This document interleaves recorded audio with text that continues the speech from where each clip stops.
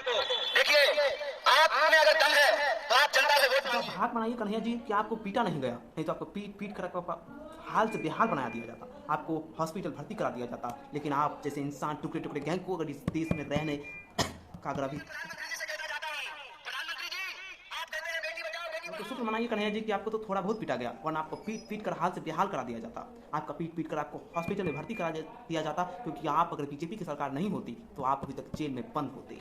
क्योंकि भारत देश में ऐसी लोकतंत्र है, हमारी ऐसी संविधान है, सभी को आज़ादी स्वतंत्र रूप से देती है। जितना गुंडा भेजना है भेज दीजिए, हम आपसे डरने वाले नहीं हैं। और आप जिस बीजेपी को चैलेंज कर रहे हैं ना, वो बीजेपी कभी झुकने वाला नहीं है। वो लोगों को झुकाता है लेकिन झुकता नहीं है। इसलिए बीजेपी को चैलेंज करना बंद कर दीजिए और खुद का रास्ता नापिए। और आप जैसे टुकड़े टुकड़े गैंग हमारे भारत को जो टुकड़ा करने आए थे, इस देश के लोग उसे कभी नहीं चाहेगा। अगर वो सांसद या फिर विधायक बन जाता है तो वो देश का टुकड़ा करने में कतई पीछे नहीं हटेगा। इसलिए इस देश की जनता आपको कभी भी वोट नहीं करेगी। भाजपा के द्वारा भेजे गए गुंडे से ये कन्हैया। और आप जिस मनोज तिवारी को चैलेंज दे रहे हैं, उस मनोज तिवारी जैसे काम करके तो दिखाइए। अपनी सांसद दीदी का 58% खर्च करने वाला वो टॉप 10 में शामिल हो चुका है। वो सांसद टॉप 10 में शामिल अपनी फीस का, अपने सैलरी का 58% काम कर चुका है, 98% काम कर चुका है।